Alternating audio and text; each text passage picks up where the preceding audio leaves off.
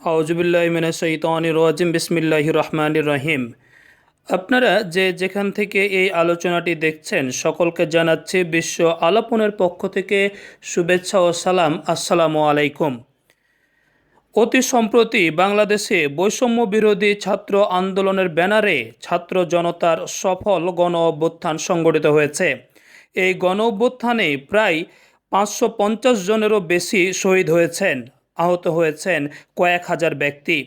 গণ অভ্যুত্থানে সকল নিহত, আহত ও অংশগ্রহণকারী ব্যক্তিদের প্রতি বিশ্ব আলাপনের পক্ষ থেকে অভিনন্দন, শুভেচ্ছা ও সমবেদনা জানাচ্ছি। এই অভ্যুত্থানের মাধ্যমে গত 5 আগস্ট 2024 দুপুর 2টা 30 মিনিটে শেখ হাসিনা প্রধানমন্ত্রীর পদ থেকে পদত্যাগ করেন। এরপর থেকে শুরু হয়েছে অন্তর্বর্তীকালীন সরকার গঠন নিয়ে আলোচনা। প্রিয় দর্শক, আমি এই ভিডিওতে আলোচনা করব অন্তর্বর্তীকালীন সরকার নিয়ে। আপনারা এই আলোচনা থেকে যা জানতে পারবেন: অন্তর্বর্তীকালীন সরকার কি, সংবিধান ও অন্তর্বর্তীকালীন সরকার, যে পদ্ধতিতে অন্তর্বর্তীকালীন সরকার গঠিত হচ্ছে, বাংলাদেশের অতীতের অন্তর্বর্তীকালীন সরকার সমূহ, অন্তর্বর্তীকালীন সরকারের দায়িত্ব ও কর্তব্য সমূহ। অন্তর্বর্তীকালীন সরকার কি? কোনো কারণে মন্ত্রিসভা পদত্যাগ করলে বা সংসদ ভেঙে গেলে নতুন সংসদ গঠিত হওয়া পর্যন্ত দায়িত্ব পালনকারী সরকারকে বলা হয় অন্তর্বর্তীকালীন সরকার। সংবিধান ও অন্তর্বর্তীকালীন সরকার। বাংলাদেশের জাতীয় সংসদ নির্বাচন সম্পর্কে সংবিধানের 123(3) ক ও খ অনুচ্ছেদে বলা হয়েছে। 123(3) অনুচ্ছেদে বলা হয়েছে, সংসদ সদস্যদের সাধারণ নির্বাচন অনুষ্ঠিত হইবে। ক, মেয়াদ অবসানের কারণে সংসদ ভাঙিয়া যাইবার ক্ষেত্রে ভাঙিয়া যাইবার পূর্ববর্তী 90 দিনের মধ্যে, এবং খ, মেয়াদ অবসানের ব্যতীত অন্য কোনো কারণে সংসদ ভাঙিয়া যাইবার ক্ষেত্রে ভাঙিয়া যাইবার পরবর্তী 90 দিনের মধ্যে।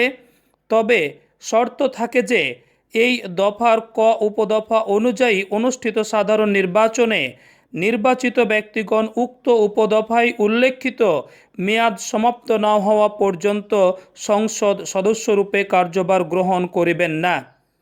এই অনুচ্ছেদ থেকে স্পষ্ট বোঝা যাচ্ছে সংবিধানে অন্তর্বর্তীকালীন সরকার বলে কোনো উল্লেখ নেই। তবে অতীতে সংবিধানে তত্ত্বাবধায়ক সরকার নামে একটি ব্যবস্থা ছিল।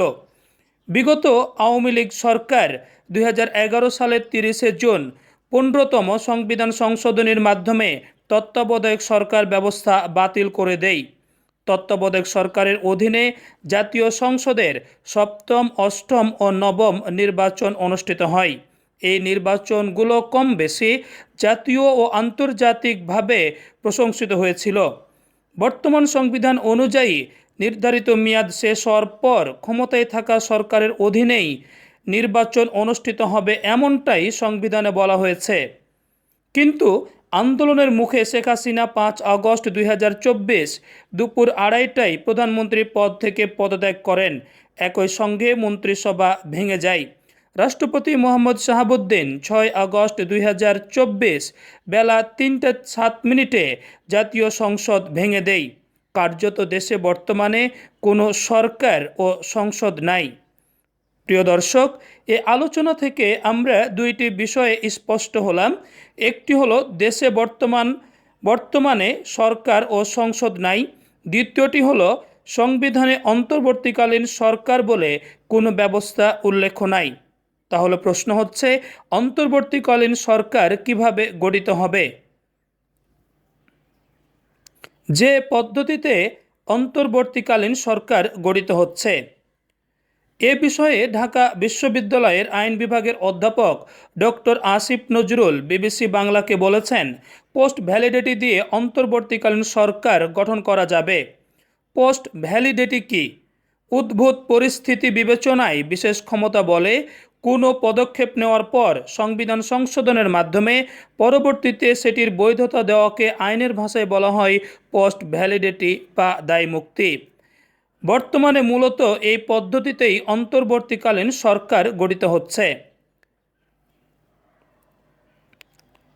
বাংলাদেশের অতীতের অন্তর্বর্তীকালীন সরকারসমূহ সংবিধানে নেই, এরপরেও সরকার গঠিত হয়েছে এবং পরবর্তীতে সংবিধান সংশোধন করে অনুমোদন দেওয়া হয়েছে, এরকম নজির বাংলাদেশে রয়েছে 3বার। প্রথমবার 1975 সালের 15ই আগস্টের পর গৃহীত সামরিক শাসনের সকল কর্মকাণ্ড বৈধতা দেওয়া হয় পঞ্চম সংবিধান সংশোধনের মাধ্যমে। উল্লেখ্য, পঞ্চম সংবিধান সংশোধনী জাতীয় সংসদে পাশ হয়েছিল 1979 সালের 6 এপ্রিল। দ্বিতীয়বার 1982 সালের 24 মার্চ থেকে 1986 সালের 9 নভেম্বর পর্যন্ত সকল কর্মকাণ্ডের বৈধতা দেওয়া হয়েছিল সপ্তম সংবিধান সংশোধনের মাধ্যমে। জাতীয় সংসদে 10 নভেম্বর 1986 সালে সপ্তম সংবিধান সংশোধনী পাশ হয়। পরবর্তীতে বাংলাদেশের উচ্চ আদালতের আপিল বিভাগ পঞ্চম সংশোধনীকে 2 ফেব্রুয়ারি 2010 সালে এবং সপ্তম সংশোধনীকে 16 মে 2011 সালে বাতিল ঘোষণা করে। তৃতীয়বার গণ অভ্যুত্থানের কারণে হুসাইন মোহাম্মদ এরশাদ 1990 সালের 6 ডিসেম্বর পদত্যাগ করেন। তৎকালীন সময়ে পঞ্চম জাতীয় সংসদ নির্বাচন পরিচালনার জন্য অস্থায়ী সরকার গঠন করা হয়েছিল। সেই সরকারের প্রধান ছিলেন সে সময়ের প্রধান বিচারপতি শাহাবুদ্দিন আহমেদ।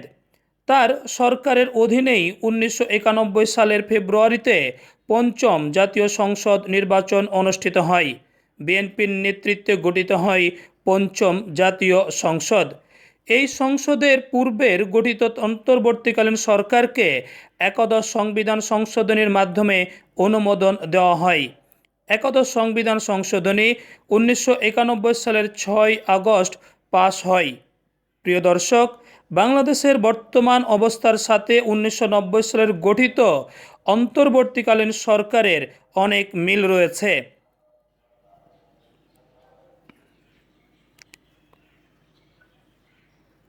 অন্তর্বর্তীকালীন সরকারের দায়িত্ব ও কর্তব্যসমূহ। অন্তর্বর্তীকালীন সরকার মূলত জাতীয় সংসদ পরিচালনা সহ রাষ্ট্রের রুটিন মাফিক দায়িত্ব পালন করে থাকেন। তবে নতুন যে অন্তর্বর্তীকালীন সরকার গঠিত হচ্ছে, এটিকে কেন্দ্র করে ছাত্র জনতা ও সাধারণের অনেক প্রত্যাশা রয়েছে। তাদের প্রত্যাশাগুলোর কয়েকটি হলো, এই সরকার বাংলাদেশে একটি সুন্দর সংবিধান উপহার দেবে। সেটি নতুন সংবিধান হতে পারে অথবা সংবিধান সংশোধন করে একটি কল্যাণকর সংবিধান উপস্থাপন করবেন।